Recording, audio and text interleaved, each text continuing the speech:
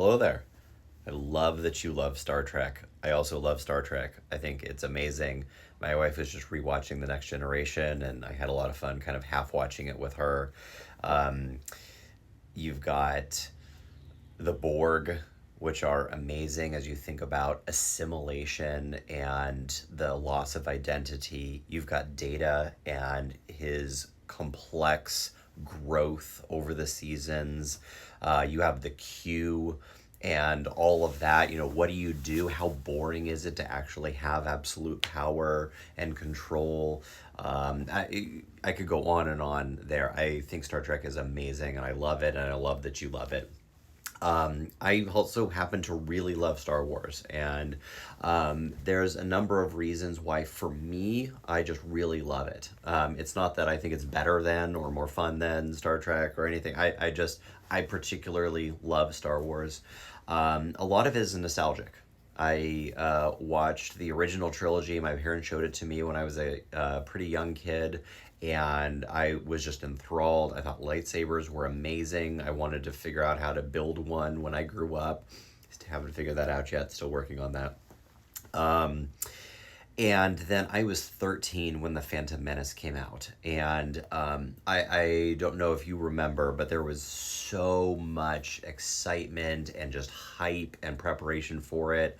I watched every trailer as it was coming out. I was so excited and invested to learn about the backstory of Anakin Skywalker and things. And then I saw it in theaters, and especially that first moment, just from that first moment where you see Qui-Gon and Obi-Wan just going ham on the Trade Federation flagship, and just taken off. I was just amazed. I was blown away. I loved it. It just hit me at a particular time in my life where it just fit for me, and then I was just super excited to see everything else that came out. Some of the themes I love in the Star Wars universe. One is how good and evil are handled. So in the original trilogy, you have, especially in A New Hope, the Star Wars original, right?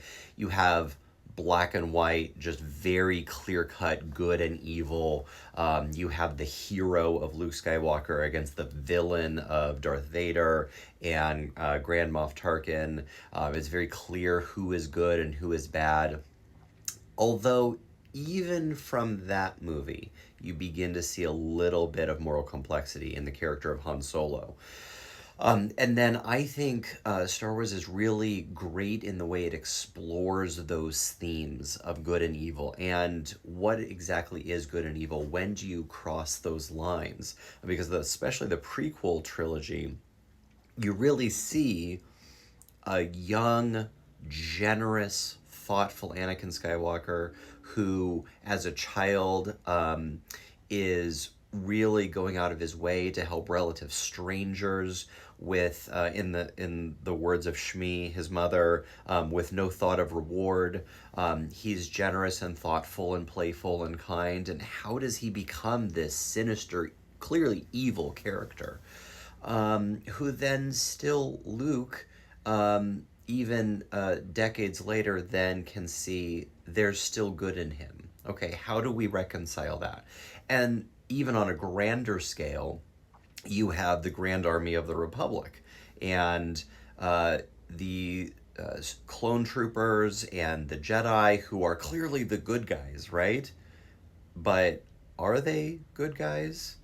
And just over time, you see the complexity of the people you think are good maybe are actually bad, and the people who are bad are maybe they have ways in which they're good. And I love the way that the Star Wars lore works through that. Even in the sequel trilogy, you've got complexity of the character who says, good guys, bad guys are made up words. And I don't subscribe to his nihilistic philosophy. But I think, again, there's truth there. And we always think we're the good guys. But I think it's worth sitting and contemplating for a minute. Well, what makes someone the good guy or the bad guy, right? Let's think about the complexity there.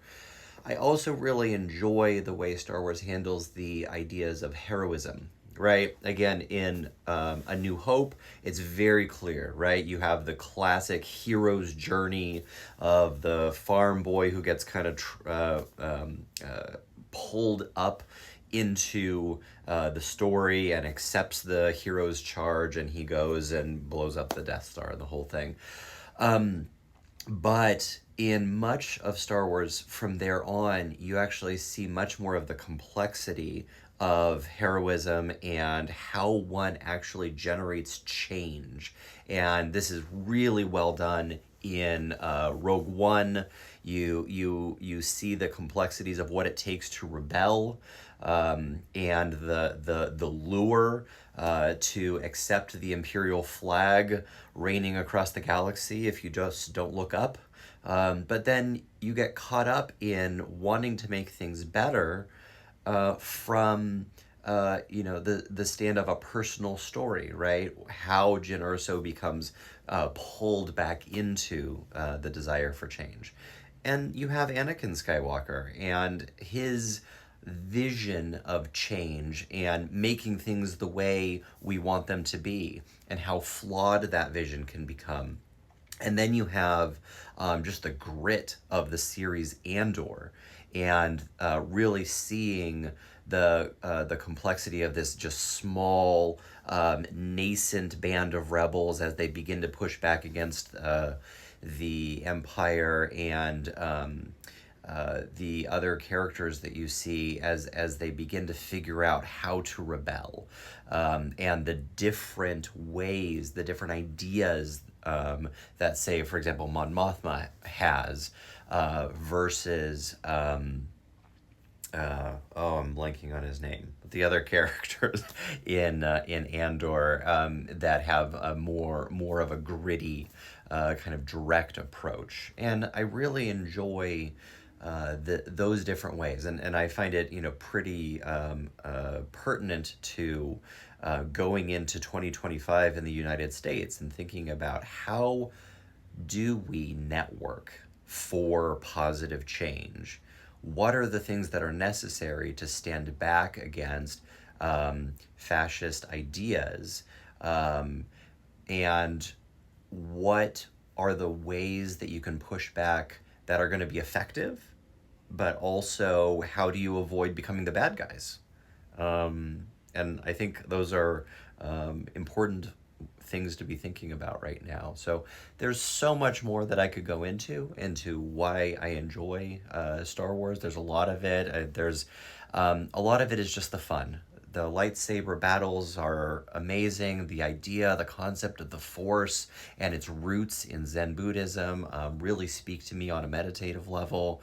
There's a lot of things there, but it's already 8 minutes into the video, and I doubt very many people have made it this long. If you have, may the Force be with you.